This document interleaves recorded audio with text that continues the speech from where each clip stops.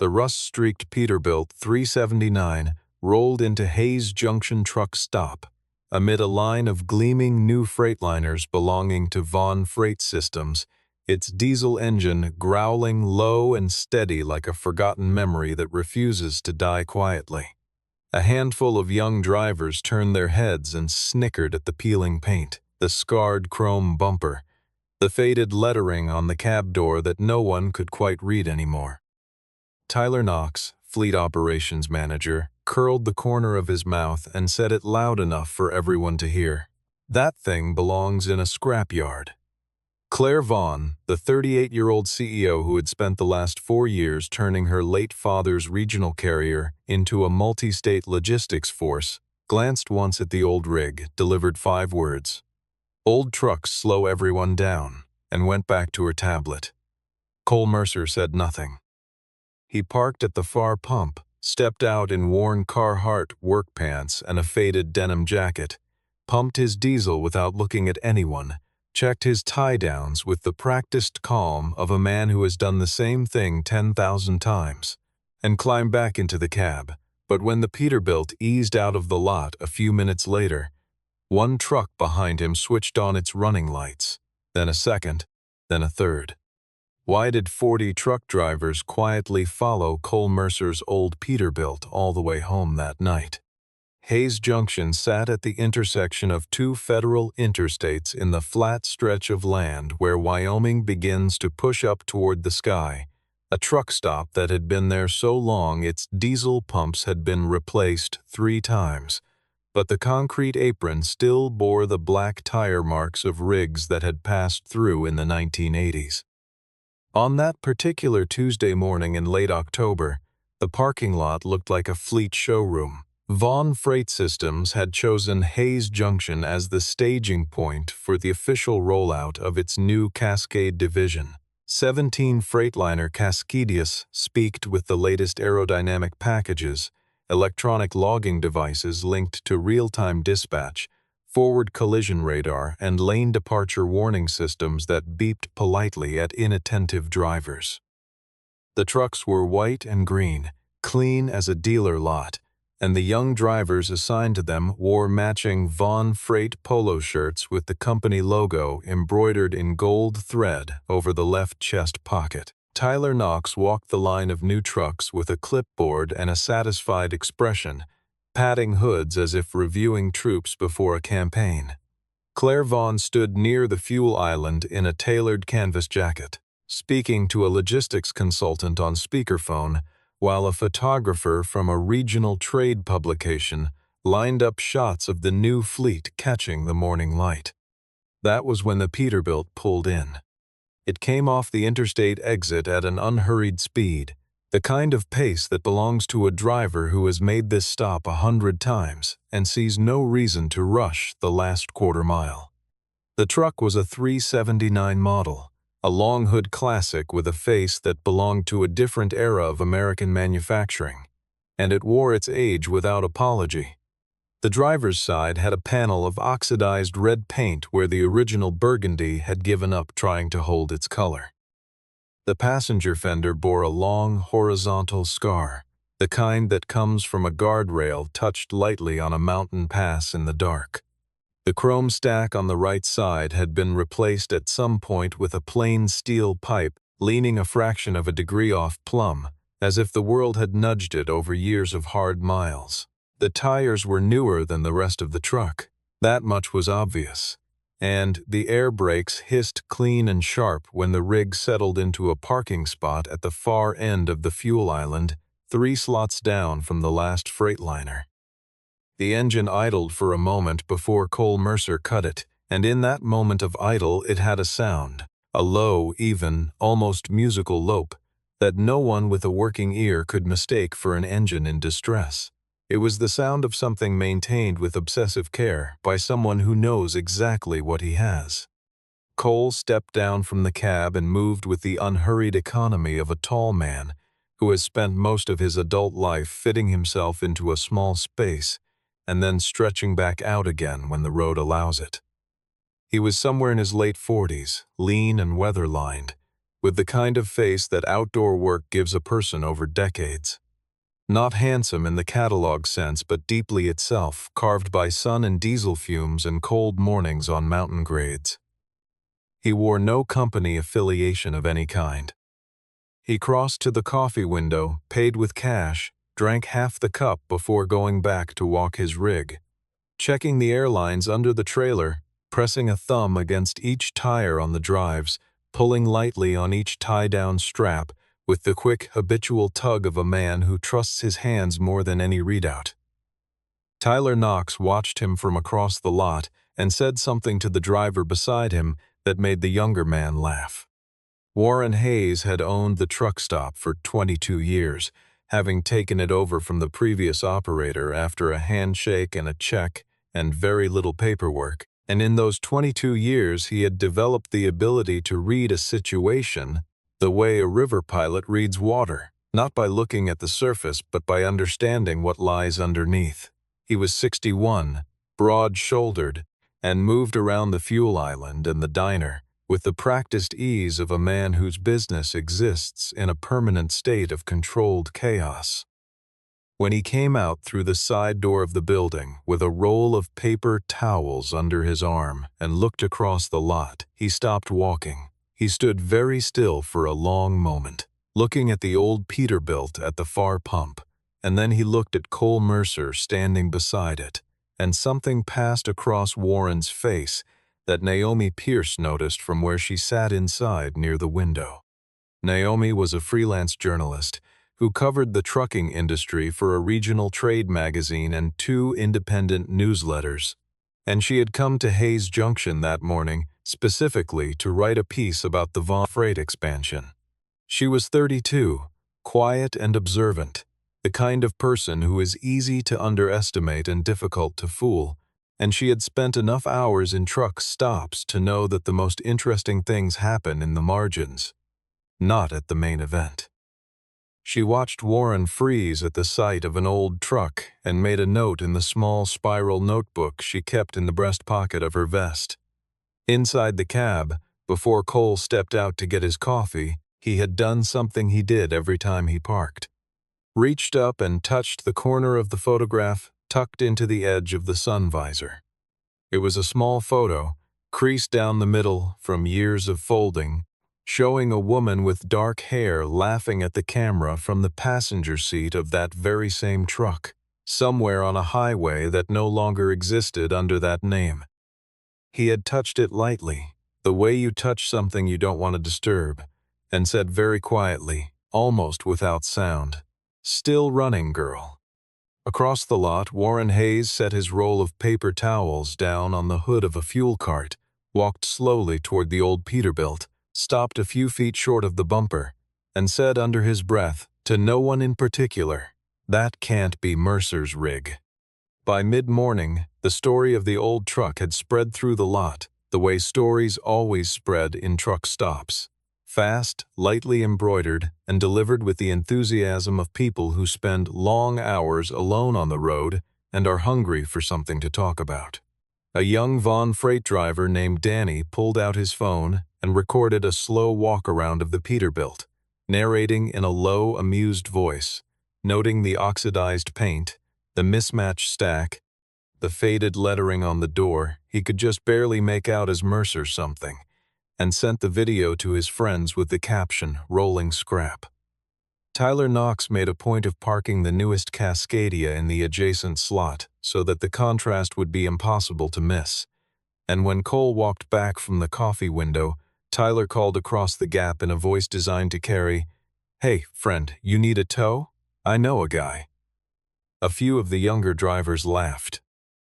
Cole picked up a small stone from the pavement and scaled it sideways under the trailer to dislodge a chunk of frozen mud from the brake housing, the way a man does when something needs doing and the conversation around him is not worth engaging. The dispatch situation that morning was being managed out of a portable communications unit Vaughn Freight had set up in a cargo trailer near the diner. Screens running real-time traffic overlays, fuel price feeds, weather data across 6 states, and the GPS tracks of every vehicle in the new Cascade fleet. Brooke Aldrin, the regional dispatcher, was a compact and precise woman who had been with Von Freight for 9 years and who expressed her feelings almost exclusively through the speed and tone of her voice over the radio. When Cole stopped by to pick up his dispatch papers, Brooke handed them over with a neutral expression and said, without looking up from her screen, "Short run, Laramie and back. Management wants Cascade drivers on the long-haul corridor."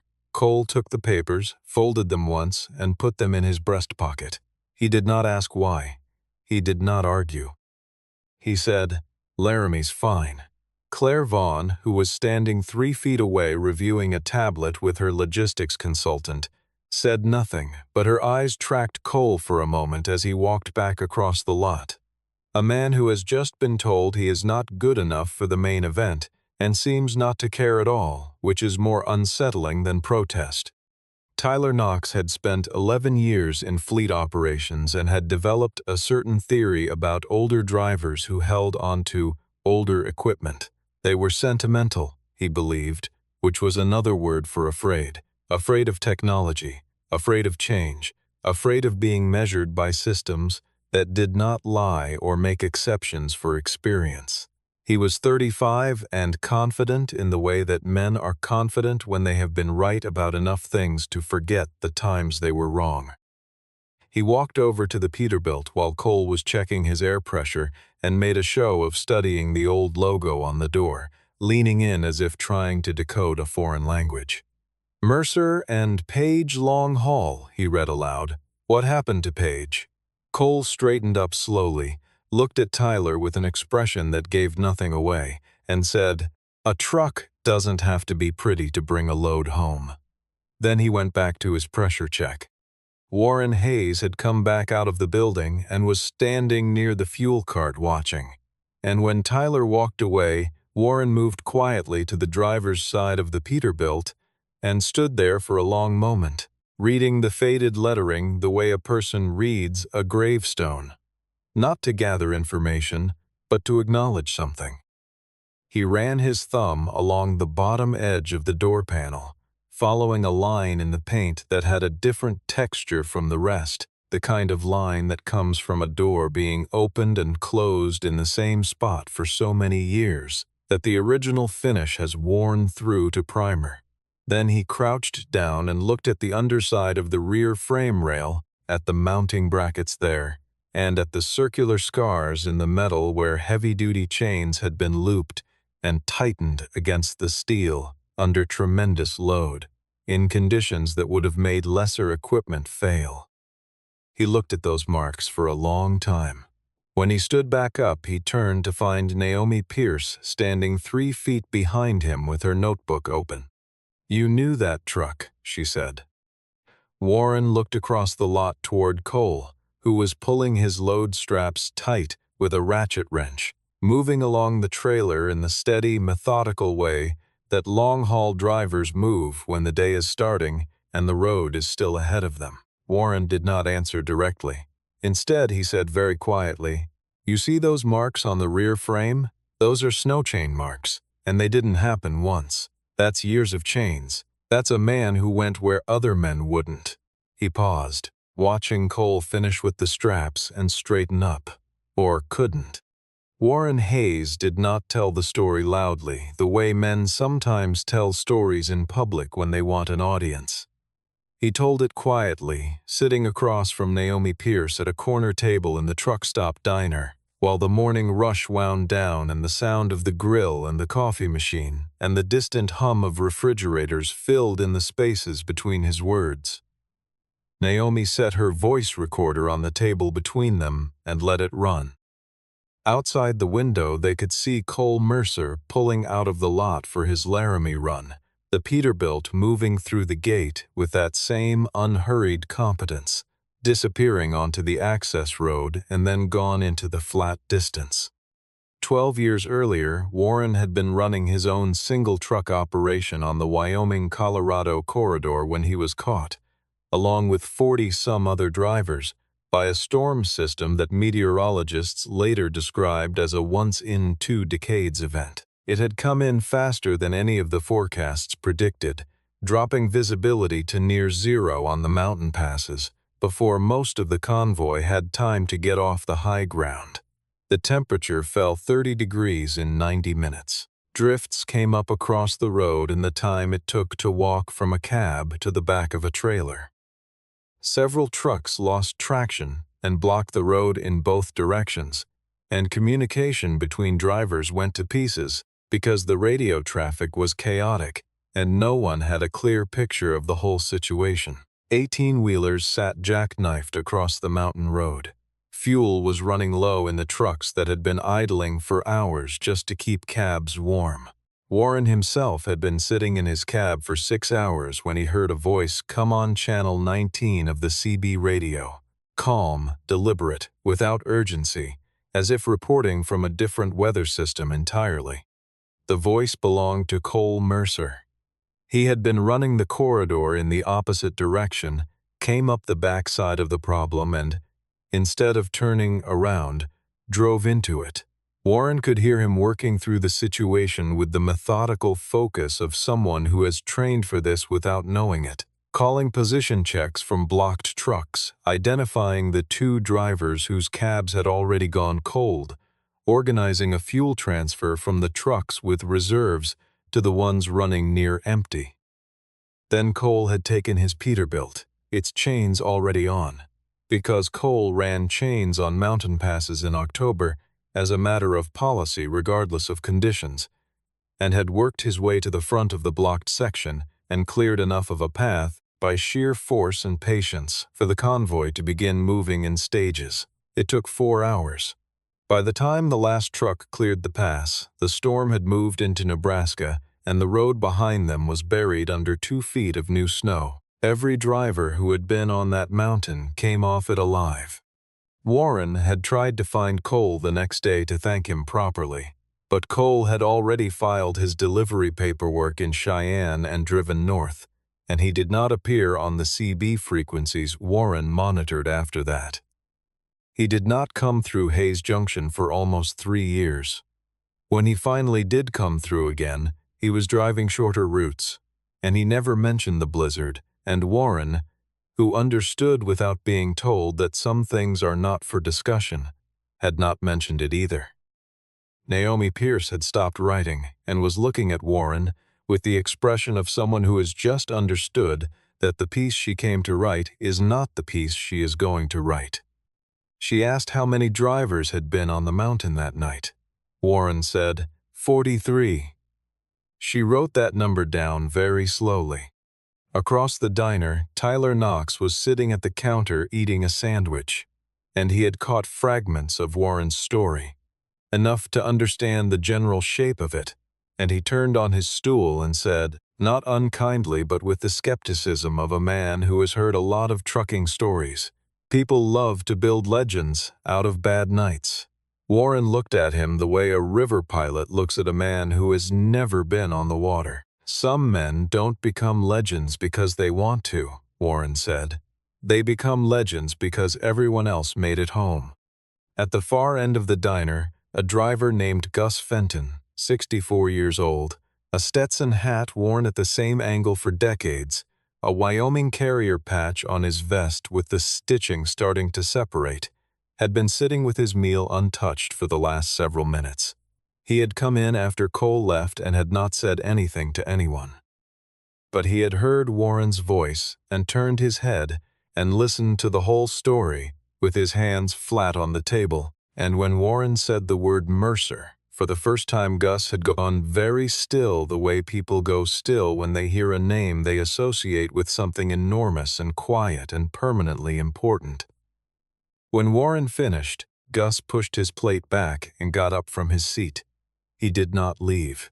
He just stood up, the way you stand when something deserves to be acknowledged in a way that sitting does not allow. The people who knew Cole Mercer from the road years knew 2 versions of him, though they would not have described it that way. They knew the driver, steady, unshowy, the kind of man who could run 14 hours in bad conditions and step out of his cab looking like he hadn't been touched by any of it, the kind of man other drivers organized themselves around without being asked and without it ever being formalized or named. And they knew the husband, because for 11 years Cole had run most of his routes with Paige in the passenger seat, and the two of them together had become one of those road partnerships that people in the industry referenced the way they reference weather patterns and mountain grades, as a fixed feature of a known landscape. Paige Mercer had not been a driver herself, at least not by trade.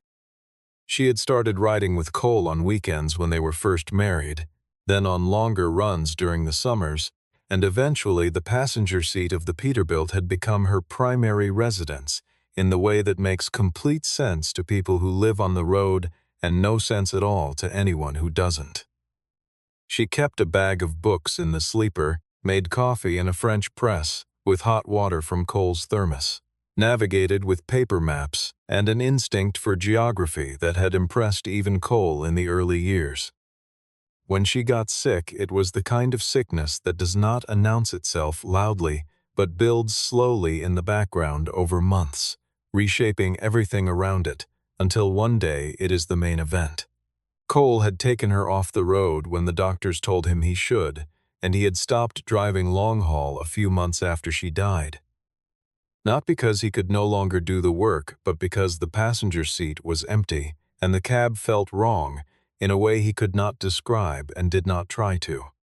He had pulled back to regional routes, runs he could do in a day and a half, routes that got him home to a house in rural Wyoming where he was raising his daughter, who was 15 now and as self-sufficient as a person can be, who has grown up watching her father manage hard situations without losing his temper. Cole did not talk about Paige to people he had not known for at least 10 years. He did not attend convoy reunions or industry dinners where people made speeches. He had no interest in being a story. Claire Vaughn had been watching Cole since mid-morning with the particular attention of someone whose intuition has been triggered by something she cannot immediately explain, and she had built her logistics operation on data, efficiency metrics, fuel cost analytics, driver retention models. But she had also grown up around the trucking industry in her father's office and in the dispatch rooms of his carrier, and she recognized something. In the way the older drivers in the truck stop were conducting themselves around Cole, something that was not quite deference and not quite nostalgia, but had the weight of both. Tyler Knox, when Claire raised the subject quietly during a break between dispatch calls, maintained his position without hesitation. "Respect doesn't pay fuel bills," he said, and Cole Mercer, who happened to be walking past with a second cup of coffee, heard it and said without breaking stride or looking up, "Neither does arrogance." Tyler started to respond and then did not, which was more honest than anything he could have said. Claire watched Cole continue across the lot, stopping at the Peterbilt to press his palm flat against the side of the engine compartment in a way that is not inspection but something closer to greeting, the gesture of a man checking on something he loves not with instruments but with presence. Inside the cab, above the gear shift on the center console, there was a small metal hook where Paige had hung a blue wool scarf during cold weather runs, looping it so that its ends fell across the back of the gear shift knob. The hook was still there. Cole had never removed it and never hung anything else on it.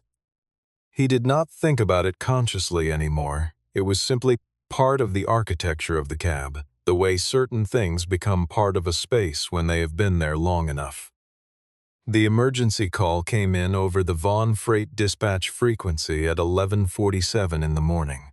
Multiple trucks from the Cascade Division, traveling the northern corridor on the new GPS-optimized route, had run into a situation, a closed county road, rerouting software pointing them into a restricted weight zone, weather moving in ahead of schedule, and a delivery window for a hospital supply contract that was going to close in 4 hours.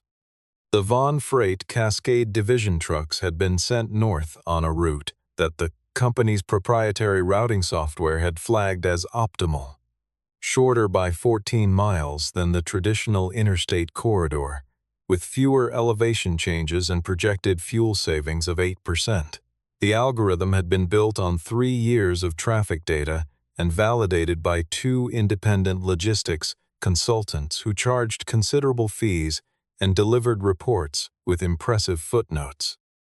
What the algorithm had not accounted for was that the county road forming the middle section of the route had been closed 6 weeks earlier due to a subsidence problem under the asphalt, a problem noted in a county maintenance log and an email to the State Transportation Department, but not yet propagated to any commercial routing database the software pulled from.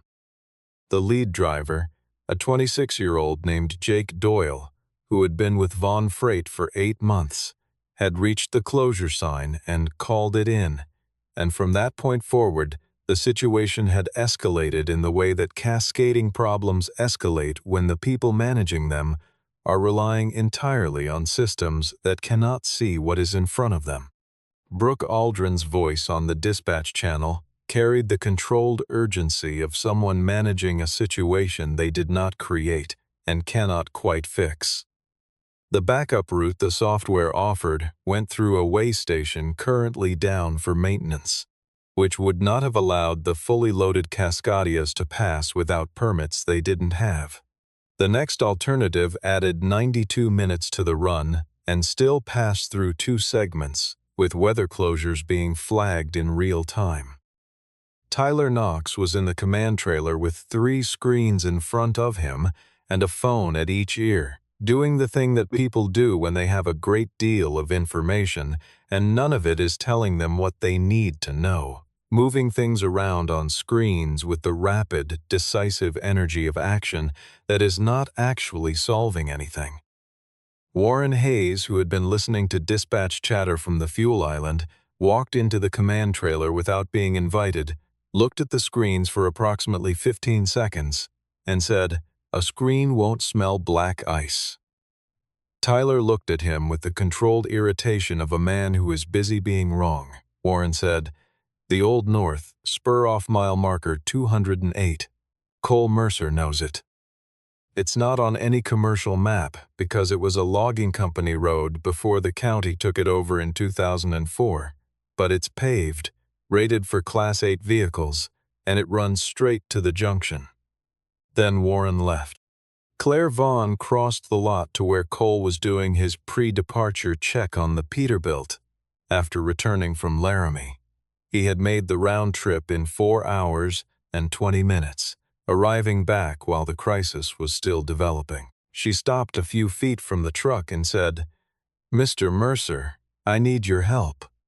Cole straightened up from under the trailer where he had been checking the brake chambers and looked at her. She explained the situation in 30 seconds with the efficiency of someone who knows how to brief people when time matters. Cole listened without interrupting. Then he said, "You still use paper maps?" She said, "No." He climbed up into the cab and came back down 30 seconds later with a laminated road atlas that had been folded and refolded so many times the creases had gone white, and an overlay sheet in a clear sleeve showing the North Spur Road in ink that had faded to pale gray but was still completely legible. He laid them on the hood of the truck and pointed. Claire looked at the maps and then looked at Cole, and her second question, "You still use paper maps?" was no longer a dismissal but a genuine inquiry, the kind that comes from realizing you have been wrong about something and are trying to understand the shape of your wrongness. Cole ran his thumb along the North Spur route. "They don't lose signal," he said. He was not trying to make a point. He was answering the question. It took Claire 40 seconds to decide. She had run the numbers in her head while he was talking. 4 hours until the delivery window closed, 92 minutes lost on the next best software route, a hospital supply contract worth more in relationship value than its invoice amount, because it was the first contract of that kind Vaughn Freight had ever won. She said, "What are your conditions?" Cole said, 1. Every driver takes orders from me on Channel 19. No arguing, no parallel navigating, no one running their own route. We run as a convoy or we don't run at all. Claire said, "Done." Tyler Knox, standing in the door of the command trailer, started to object and then looked at Claire's face and stopped. Cole went back to the Peterbilt, fired the engine, that long, settling lope coming up immediately and steadying into its characteristic rhythm, picked up the CB handset, and said on Channel 19 in a voice that was completely level and not particularly loud, "Cast Convoy, this is Cole Mercer. Form up behind me at the North Gate in 10 minutes. No exceptions." The Peterbilt 379 went through the North Gate of Hayes Junction truck stop at 12:16 in the afternoon, and behind it, one by one, the Freightliner Cascadias of the Vaughn Freight Fleet pulled out of their slots and fell into line with the particular precision of drivers who have just been given a clear instruction by someone who seems to know what they are doing. The convoy assembled in under 8 minutes, stretching back 200 yards behind the old truck's chrome stacks. 17 modern vehicles trailing one old one, and from the road it would have looked to a passing motorist like a very unusual parade, the kind of thing you slow down to look at and then realize you cannot quite explain. Cole's voice came over Channel 19 with measured regularity, spacing his calls the way a conductor spaces cues, not too often to be noise, not so rarely that drivers were left guessing. He called the first-grade descent 3/4 of a mile out, telling drivers to drop a gear earlier than the terrain seemed to require, which confused several of them until the grade steepened and they understood. He called the left-hand jog where the North Spur Road met the old logging company access, a junction not visible until 30 yards out, marked only by a reflector post that someone had knocked sideways at some point and never straightened, and every driver in the convoy made the turn clean because Cole had told them it was coming. He called a slowdown 2 miles in when the road surface changed from county-maintained asphalt to the older logging-era paving, where frost heave from previous winters had left a washboard texture that could pull steering wheels unexpectedly on a loaded rig above 40 miles per hour. He called it at 45, which was exactly fast enough to stay on schedule and exactly slow enough to stay in control. Tyler Knox was riding in the cab of the lead Cascadia as a passenger, and he had brought his tablet with the tracking overlay still running. For the first 2 miles, he spent most of his attention on the screen, monitoring the convoy's progress against the timeline and comparing the actual road they were on to the database version of the same area, which mostly showed empty space. By the 3rd mile, he had set the tablet face down on his knee and was looking out the windshield at the Peterbilt ahead of them, at the way Cole drove, unhurried at a speed that was in fact precisely calculated, the old truck drifting left on curves to give the following convoy a wider sight line, the stacks sending up the steady pulse of exhaust that had become, in the last 20 minutes, a kind of visual metronome for every driver behind him. 15 miles in, the convoy ran into the weather they had been warned about, not the full system but its leading edge, a cold rain that wet the pavement without quite freezing it, which is in some ways the most dangerous condition because the warning signs are subtler than ice. Cole's voice came on the radio immediately. "Surface change. Light wet over compressed dirt aggregate. Watch your following distance. Take your brakes early. Don't let your trailer push you." The drivers adjusted. A mile and a half later, one of the rear Cascadias, driven by a 23-year-old named Marcus who had 8 months of experience and was managing his first convoy run, reported a problem on the radio, his voice carefully controlled, but carrying the distinctive frequency of someone who is not sure how bad the situation is going to get. His airline to the trailer had developed a slow leak at a fitting. Not a catastrophic failure, but a steady bleed that would, over another 15 miles, compromise his trailer braking enough to matter. Cole had already begun to slow and was out of the cab before Marcus had finished his second transmission. He walked back along the shoulder of the narrow road in the cold rain, past 4 trucks whose drivers watched him through wet windshields, and crouched beside Marcus's trailer with a canvas tool roll he had been carrying in the Peterbilt since approximately the early 2000s. The repair took 11 minutes. Cole used a compression fitting from a small metal tin sorted by size. A tin he had also been carrying since the early 2000s, dented from a very long time of being carried, and when he stood up and told Marcus he was good, Marcus said, "Thank you, sir." He said it the way young people say something when they mean it completely and have no more sophisticated word available. Naomi Pierce was riding in the support vehicle 2 spots from the rear of the convoy and had been riding steadily since they left Hayes Junction, documenting everything with the focused energy of a journalist who has found a story much larger than the one she came to write. She noted the timing of Cole's radio calls and their spacing. She noted the airline repair. She noted the way the other drivers on the radio channel had shifted, the frequency of their transmissions dropping after the first few miles, the quality of their listening becoming different, the attentiveness that comes when people realize they are in capable hands. She wrote in her notebook, "He is not performing competence. He is just competent, which is more unsettling than performance, because there is nothing to deflect from."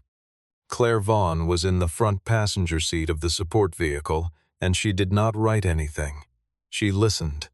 Cole's voice on Channel 19 had a particular quality that she tried to name in her head and could not, settling finally on the word sufficient. It was a voice that carried exactly as much information as the situation required, and no more, that claimed no credit for the accuracy of what it said, that treated every call as a practical matter rather than a demonstration. The convoy came out of the North Spur Road onto the main arterial highway at 2:41 in the afternoon, 1 hour and 19 minutes after leaving Hayes Junction, with exactly 1 hour and 17 minutes remaining before the delivery window closed. The hospital supply warehouse was 12 minutes up the highway. They made it with 65 minutes to spare.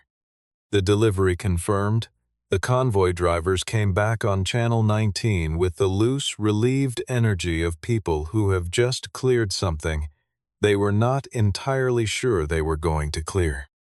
Someone said, "Outstanding run." Someone else said, "Haven't heard convoy lead like that in years." And then a voice, young, well, with the quality of someone who wants to say something correctly and is a little afraid of not saying it right, came on the radio and said, "Appreciate the lead, sir." Cole's response was immediate and completely flat, containing neither false modesty nor satisfaction. "Keep your headlights steady." When the convoy turned back toward Hayes Junction that evening, the drivers did not disperse. Cole had expected them to peel off individually as the route back passed their respective staging areas. That was the normal shape of a convoy dissolve, the gradual untethering as each truck goes its own way. But as he drove, he checked his mirrors, and the mirrors showed trucks behind him, and when he checked again, they were still there, and when he pulled onto the county road that would eventually wind him back toward his house, the trucks came with him, one by one, making the same turn. Cole did not understand what was happening immediately. He watched the mirrors for 3 miles on the county road, waiting for the convoy to thin as drivers recognized that this was not the route to anywhere they needed to go, and the convoy did not thin. If anything, it lengthened. At the junction where his county road met the older farm road that led through the last 6 miles to his house, a truck came out of the Hayes Junction lot that had not been part of the original convoy, an old Kenworth belonging to a driver named Walt Drummond, who had been in the lot all day and had heard things, and it fell in at the back of the line.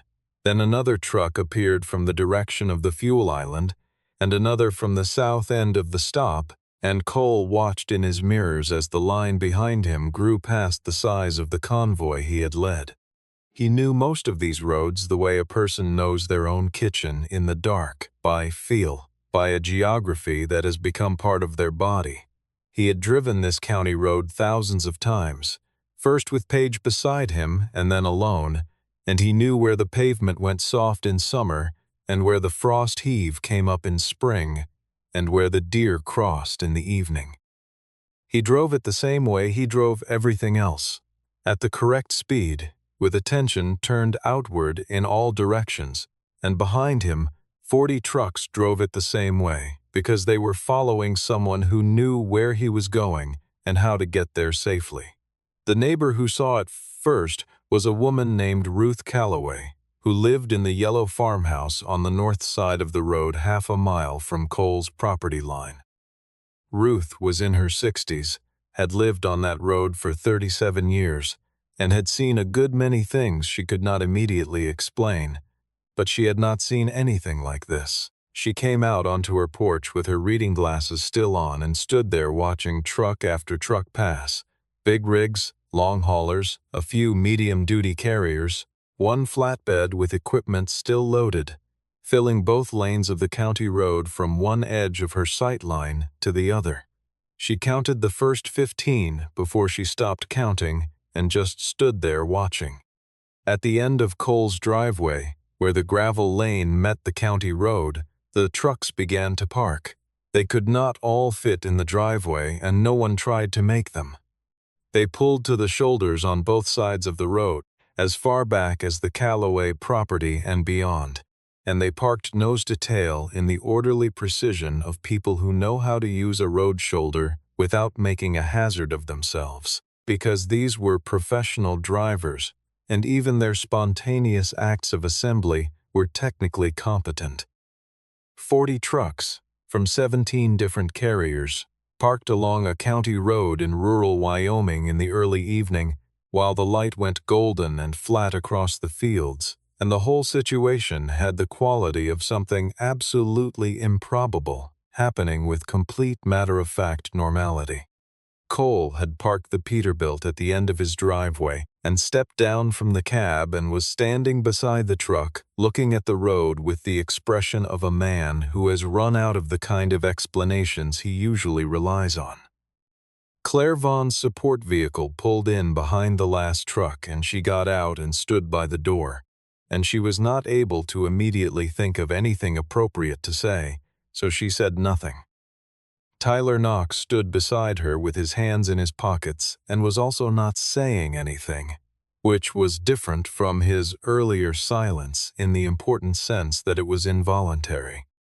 Warren Hayes pulled up in his pickup truck, having followed the convoy from the truck stop at a distance sufficient to observe it without inserting himself into it, and he parked on the shoulder and came to stand beside Cole, and Cole looked at him with the expression Finn who is trying to understand something and is waiting for the understanding to arrive. Warren looked at the road and the trucks and then back at Cole.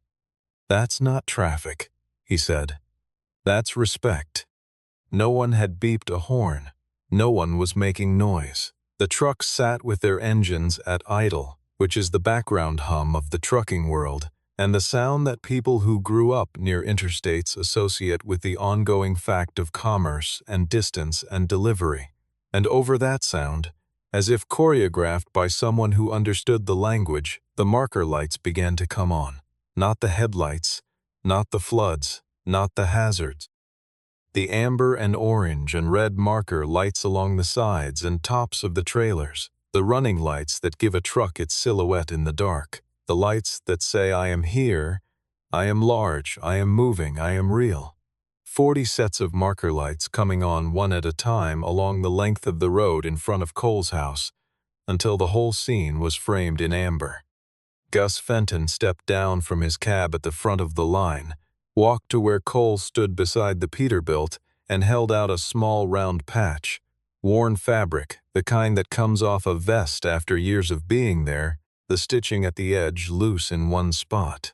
The patch read "Road Captain" in letters that had once been gold and were now the color of old brass. Gus held it out without theatrical elaboration and said, "You brought us home once. Figured we could bring you home tonight." Cole took the patch and looked at it and did not say anything. The road was very quiet for the kind of road that had 40 trucks on it. Naomi Pierce filed her story 4 days later, and the headline above it read, "The Rusty Peterbilt That Led 40 Trucks Home."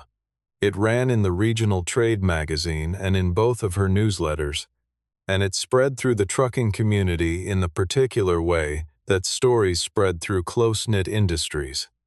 Not through any single channel, but through the aggregate of 1,000 small transmissions, a link sent in a group text, a printout tacked to a break room board, a story retold at a fuel island in a conversation that starts with, "Did you hear about the guy with the old 379?"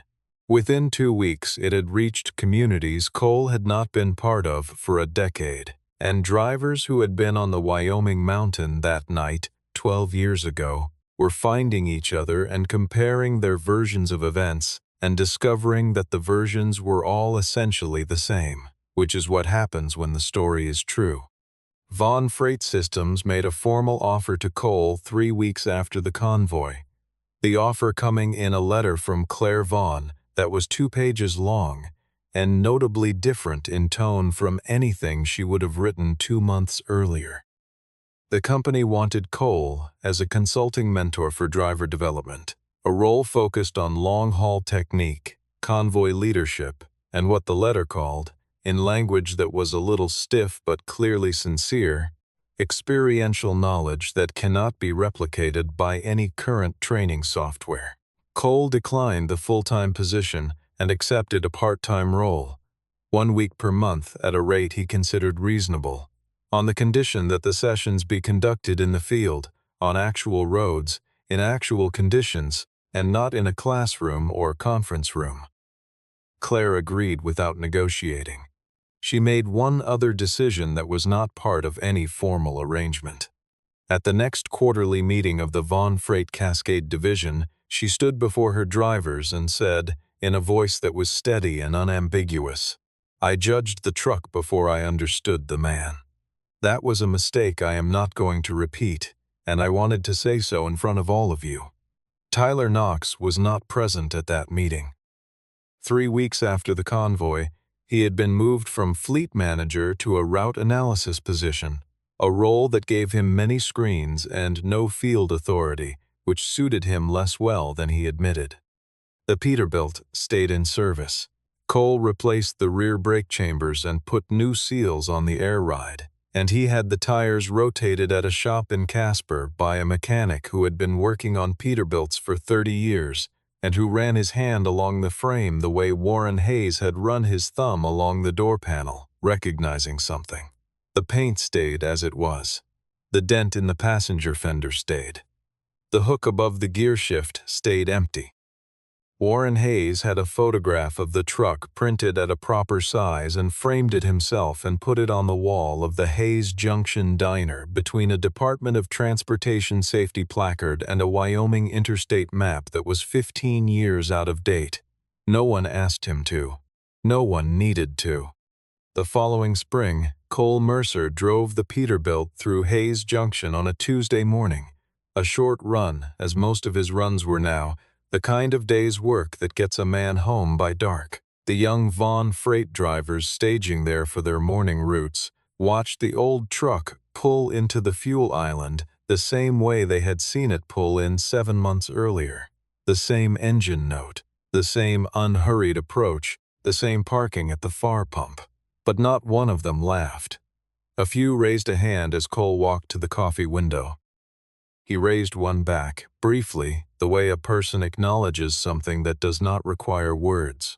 Warren Hayes was standing on the step outside the diner door, drinking his own coffee, and he watched Cole fuel up and check the truck and climb back into the cab.